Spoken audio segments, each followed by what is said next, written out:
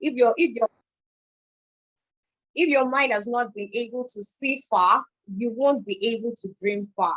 So it's very, very important that you take all of those into cognizance and be intentional about whatever it is that you set your mind to do. It's very, very important to be intentional. You set the goals, you make the plan, you get to work and you stick to it. Because yes, there'll be hard times. Yes, there'll be difficult times in reaching these goals, but you have to keep going and you have to get to work. So for me, I'm not just talking the talk, I've actually walked the path. I've tried to stay focused, I've tried to set these goals, and I also became very intentional about my journey. So I'm taking us back to October 1st, 2020. That's actually the day I had like my first coaching call.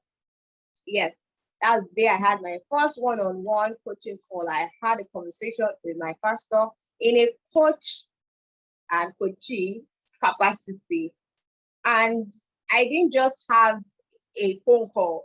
It was a paid call because I needed to be intentional about it.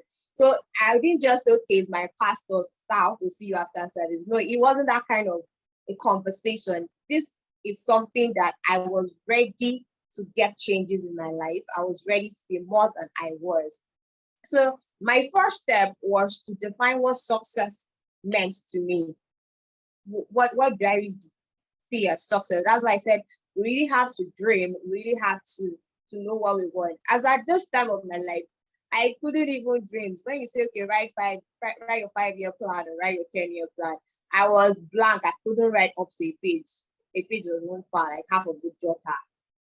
I was that blank at the time. So I knew that the first thing I needed to do was to expand my knowledge. I needed more knowledge. I needed to know more. I needed to increase my exposure. I couldn't just stay limited in my cocoon or in my locality. I needed to go out there and be exposed to new things. And I needed to scale up on my network because I always saw myself as an introverted person. I don't need to have plenty of friends. I don't need people disturbing my life.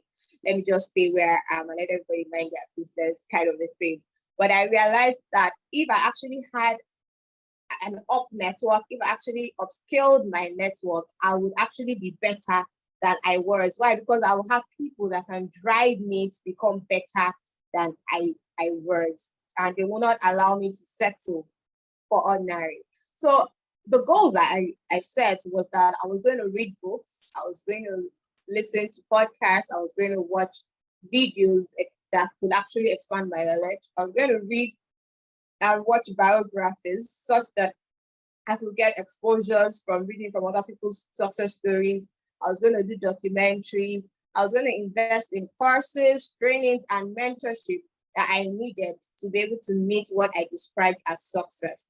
So these were the 3 things I penned down that I was going to work on.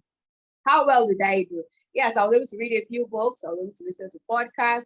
I definitely watched a lot of videos. I would spend time on Instagram listening to the right set of people on IG Lives. When they want to talk about the master classes, I will sit down, listen, imbibe as much knowledge as I can.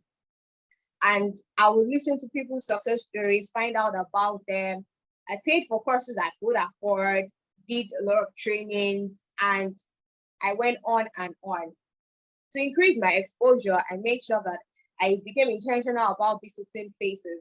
So I had a person who does tours and all, and I told her, okay, please, every quarter, I want to make sure that I visit somewhere new in town.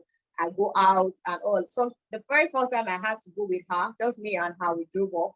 The second time I went with a couple of friends, and subsequently I had even more and more opportunities to go and see places, even without even having to schedule it. Why? Because your mind is now open to it and it begins to attract all of those things to you. You begin to have friends telling you, okay, are you free? Would you like to come for this? Are you free? Would you like to attend this? And then I was able to attend conferences and all, as much as COVID could obviously allow. So I also got into active and inspiring communities that also helped to increase my exposure. Scale up my network. I had to build self-confidence because as of January this year, I went for one of these conferences of one of the communities that I joined. And I promised my friend that I was going to meet people. I think I gave myself a target of 5 or 10. And at the end of the day, I could only successfully come back home with one new contact. And she was screaming and all because I paid heavily to get into that circle just to attend that meeting so that I can physically meet people and network. And my shyness, let me put it that way, did not allow me to be able to mix up with people. The one contact was the person that sat beside me and even asked me for my own contact before she even then gave me mine. So this just tells you about how into myself I was as a then and how I needed to work on that. So I decided to build in my self-confidence. And since I've been doing a lot of knowledge acquisition, speaking at meetings came easy for me. Why? Because I've done my research before attending the meeting, and if I'm going to speak, I'm speaking with so much wisdom, and everyone is wondering, okay, who is this person? I would like to know this person and all. And that really, really helped me to be able to meet people outside of my locality. And I was able to maximize social media and online platforms to be able to connect with people of like minds, people who understand you, people that when you speak with them, even on a one-on-one basis, you're able to connect and you guys are able to do things on various capacities. And finally, in scaling my network, I stayed authentic to myself. So I didn't try to become who I was not. I didn't try to become outside of my shell or something. I still tried to stay true to my story. I still tried to stay true to who I really was and connected with other people based on that. I didn't wear clothes of someone else. I didn't try to become what I wasn't just to make friends. No. Let's see. I'm trying to share my screen again.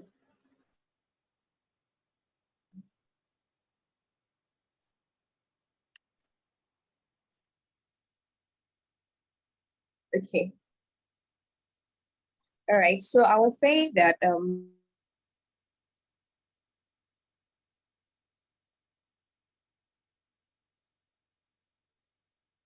I three sorry, I was calling it into session, but we go ahead. So I was saying that the 3 action plans that helped me to be able to expand my dreams, that helped me to move from thinking to doing was the fact that I expanded my knowledge. I was intentional about scaling my network and increasing my exposure. So now that would be the action plans for going to work and doing the work. And as I said, it's a broad call. There are ups and there are downs. So I obviously hit the down at various points of my life. So the first one happened same early January after the meeting I talked about that I attended, and I couldn't even exchange words with people because of my personality and all. After that, I hit a deep dive. My mind got messed up with COVID in the sense that my dad, who is quite elderly and also asthmatic, had COVID at the time. My sister, who is also in the medical field, had COVID. And it was a really, really bad time for me. And even people at work, people that I've had close contact with, because I'm also in the medical field, I had to go to work at that time. Most people had the symptoms, and also I couldn't help wrap my head around the fact that even I myself didn't even have COVID at the time. And we didn't really have so much info, and of course, we just had to just live with what we had at that time. And it was really terrible because I couldn't really control the thoughts that come into my mind. Everything I was hearing would just go in. I would just take it in. This person was saying a WhatsApp message. That one was to be the TVs and all. And I was taking in all the negative thoughts and taking in everything. And it was as if I was going to run mad because my mind was completely gone. And at that point in time, I had to reach out for help, and I had to ask, like, why can't I seem to control my mind? Why can't I seem to do the things I would normally do? Because all the knowledge things I've been working on, upscaling my network, all of those things, I couldn't do anything anymore.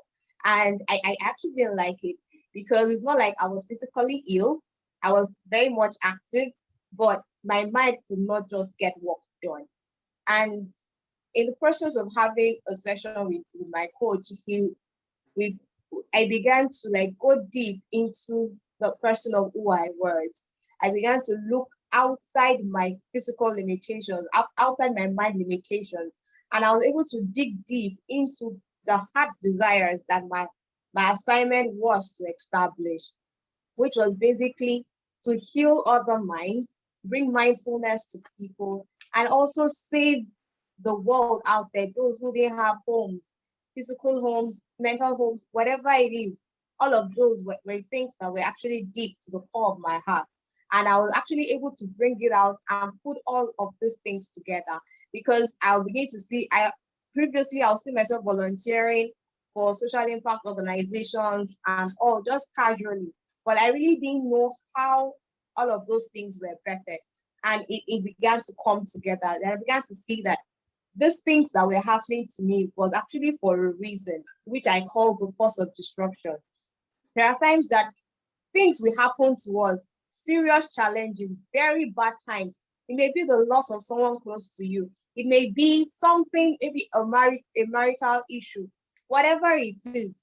Just look at it as a force of disruption, something to come and take you from your comfort zone to an uncomfortable position that should now trigger you to rise to becoming better than you were.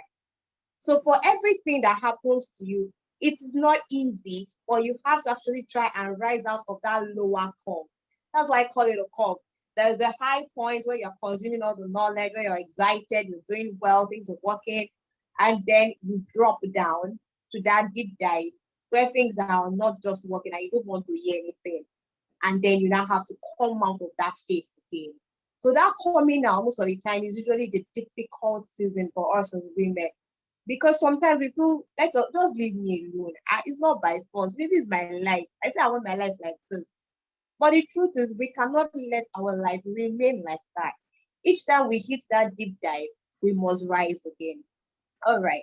So, sorry. Next thing, after that, I began to look into my previous struggles and all. And what you can see on your screen are actually flyers that was created to help me speak to other women about postpartum depression. So while unraveling the things that I would say had happened to me that led me to what I was called to do and all, there was a session I had with my pastor, and he said I should journal my pain. And I'm like, oh, my pain. As small as I am, at least it's not a bright thing, but I have actually gone through certain things in my life, and of course, I can just pick one of them to journal. And I was like, okay, let me even just share with him what I went through after I had my daughter with postpartum depression and all. With all the support I had, I was still so messed up. I didn't want to carry my child. It's another session entirely. And I shared with him the story, and he told me, okay, go write out about it. And I wrote about 13 pages about my experience, what I went through, how I dealt with it, and how I came out of it. And then the next thing he said is, you have to share your story with other women, because there are people who are probably going through what you went through and don't even know how to come out of it. And I began to do research, and I discovered that if it's not even properly handled, people will go deeper into it. And so I said, okay, so how do I do this? I began to ask questions. Okay, so I reached out to someone. Okay, said, okay, you can use Instagram, you can use Zoom, use Instagram to create awareness and do the program on Zoom. So I created flyers, became active on social media. I am not a social media person, if that's how to say it, but I had to do some of those things to reach out to the people I needed to reach out to. So I suddenly became active on social media, and I began to do this. So you can see the dates there, 24th April, I'll do Instagram lives back to back and all. And I kept on doing it, and it birthed the assignment called Mother's People, which is a platform for women to find help, hope, and healing So you need help, you come. You need hope, you come. You need healing, you come. That was how that just started. Instagram, Zoom. All right. So that was April 2021. Okay, so let me just quickly run us through the things that I'm sorry. I hope I'm not really having a time pass here. So because of time, I'll just rush through whatever is left. So I just want to share with us what I call the 12 pillars that help me to grow. Of course, the first one is God. It's in Christ that we know who we are and what we're living for. So if you're probably listening to me and you're still battling, finding clarity of who you are and all, it's in Christ. Find a purpose coach that can guide you through. Find a place to spend time on your own and just look within and find what's that thing that troubles you the most and let God just speak to you through it. And that brings us to identity, which is the second pillar. You cannot experience growth without understanding of who you truly are. That's just it. You have to actually know who you are. You have to be able to stand up to speak because you know who you are. That's actually one thing that helps self-confidence, or knowledge of who you are. As I am like this, there's nobody, there is no boss in the office, there's nobody anywhere that can talk down at me. Why? Because I have fully engulfed or being fully abreast of who I am. And there's nothing anybody's going to say that's going to trash down my self-esteem. There's nothing anybody's going to say that's going to make me feel less. Why? Because I am fully packed with knowledge of who I am, and nobody can bring me down for it. And my happiness is not dependent on anybody. It's not dependent on my husband, it's not dependent on my child, it's not dependent on my environment. It's dependent on God because He created me and He has made me who I am, no matter the situations that I go through. The third one is the mind. I keep saying the mind is so powerful, and it's very important that us as women, we should actually unravel the power of our mind. Because the things you can do in your mind, God, I cannot even just start to talk about it right here. I always give the example of how I use my mind to attract vegetables. So where I stay, the market is quite far from me. And that day I was like, God, I don't have the energy to go to the market. And I just went to make my hair. And while I was making my hair, I just saw a woman pass by with vegetables. As far as I'm concerned, it was rare. But God brought it to my attention. Why? Because I used my mind to draw it. That's how I choose to see. And I see that so many things I do, just by thinking about it consistently, it comes to happen for me. Use your mind to cross blocks. Use your mind to cross limitations. Structure.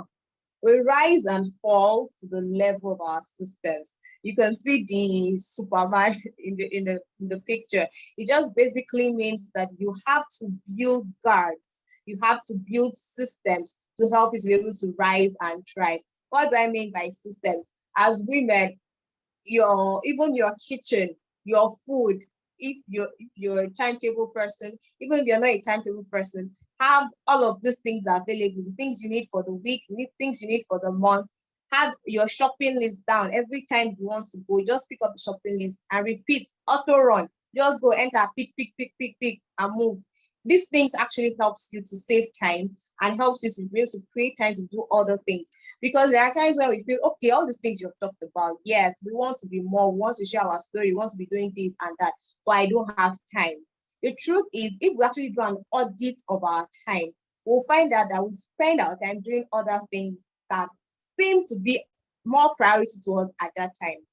Just like I used to tell my mom likes saying there's no money. So.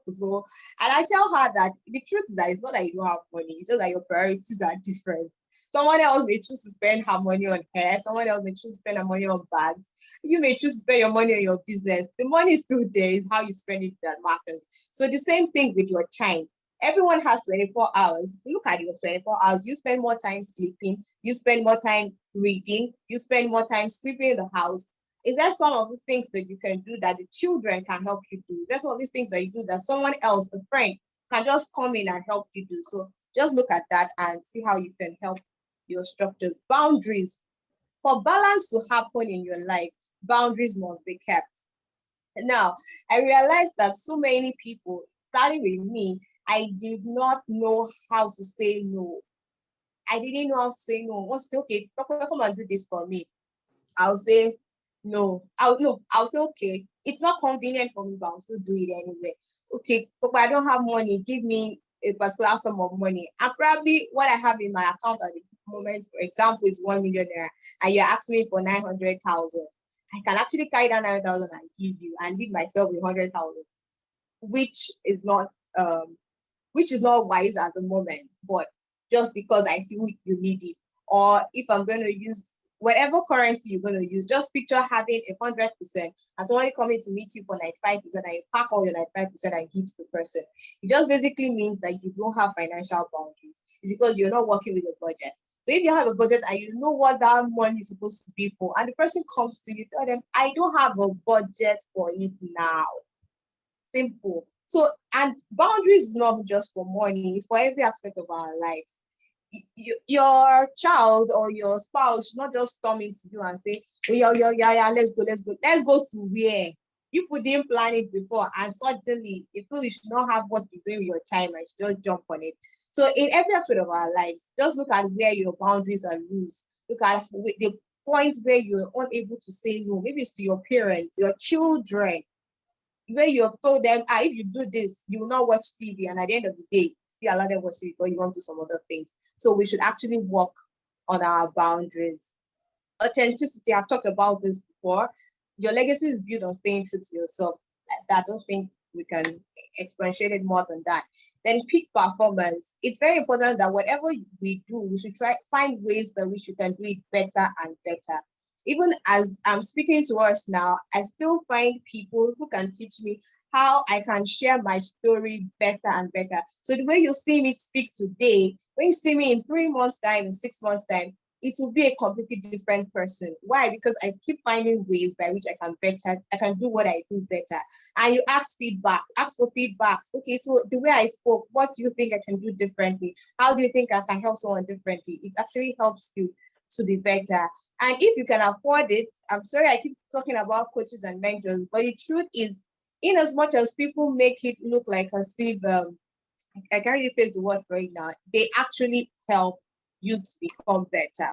Your finance is very important for you to elevate your income to be able to grow at your desired pace. Because I keep talking about I paid for this, I did that, and did that. This was possible because in course of time, I have been able to increase my income. I was able to do certain investments, be able to get more money and all. So it's very important for you to work on your finance and grow such that you can conveniently do all of these things that you need to do. Leverage on technology. There are so many things that you can use to automate your processes. Now, even if you don't want to be sitting down with social media every day, you can automate your social media posts. If you don't want to, there are so many things. I cannot even just need to give examples of how you can use technology to make your life better. But just ask questions. Ask people around you who are tech based. This thing I do it a lot manually. How can I do it better? Please help. And you find out that you get changes. Go global, go out, search for global opportunities. There are grants out there, there are opportunities, but if you don't ask questions, if you don't ask the right people, you wouldn't actually know that there are opportunities for you. Maximize social media. Use it to find new friends, use it to find new networks, and use that to grow into a better person. Build your personal brand. It's very important that you have a brand of your own. So for me, I tend to say, okay, I create impact and growth strategies and this. I keep evolving. This month I'm a great trigger. Tomorrow I can be a great strategist. Next tomorrow I can be a woman warrior. For it's okay now because why I'm evolving. But it gets to a point in time where I will not actually have to sit down and say, okay, this is who I want to be known for. And I want to be able to be represented for that. Excellent execution. After all the talk and everything, it's very, very important that you just pick that one thing that you want to take action with and go with it. So another thing I did was I created an organization with a friend of mine, which we call the DT Think Tank. The vision is to generate self-conscious, purpose-driven individuals who are launched out to provide exponential solutions to global problems. All this story just basically means that, okay, so that's my friend there. Once we have people who need to who have a desire to grow and they don't know how, who have a desire to make a difference, but they don't know how, and who have so many ideas but can't seem to put it together. This organization is what we created to help them do that. Why? Because we have walked the path, we've seen the changes, and then we are able to go through that. So that was the second thing I was able to create outside of Mother's Day. Now, I was able to do this by casting my vision. So this is just a picture of a flyer I created of myself for a conference I wanted to host with 12 people to be able to discuss all of these 12 pillars that I've shared with us. These are 12 people that some of them not within my immediate reach. And I still just put it there like, okay, someday I'll get this done. So for you, it's very important to have a place where you can put in your dreams and what you desire. One more thing, one more down call. So I talked about the COVID I had. I hit another down moment in August. So this just to tell you that it's the call. As you rising, you falling. As you rising, you fall, but you keep rising again. So this time around in August, I was actually very overwhelmed, doing a lot of things, and I actually missed a very important opportunity in my life that could have actually helped me to blow better than I currently am. And before I knew it, I woke up from the Sunday nap one day in August, and I fell unconscious and I broke about 4 teeth. Thank God for dental technology that I don't have to be carrying broken teeth about now. So this actually just tells you that in as much as you're seeing this young lady talking and talking, I've actually had a few issues in 1 year. How much more, even the previous times in my life, I've had an accident where a trailer hit me, hit the vehicle I was, and all and all and all. So, but basically, no matter what we go through, we just keep standing on. And in this process, I stumbled on a video from Nightbird. Unfortunately, because of time, I can always share. I'm sure you will have come across the video where she speaks about it's okay. She basically, the summary of the video just says that, which is the third story I promised us. The first one was about the little child, my story, and her own story. That you can't wait till life isn't hard anymore before you decide to be happy. Because she has cancer actually, and then she participated in it. Basically saying that no matter what you went through or no matter what you're going through, it's actually okay to be at that point. It's okay to be not as you would like. It's okay not to be as excited as you would want. It's okay to go through challenges. It's okay to go through whatever point or whatever you're dealing with. At the end of the day, just know that God's got you and you can actually thrive and you can actually grow to become whatever you need to become. Thank you very much for having me. Thank you.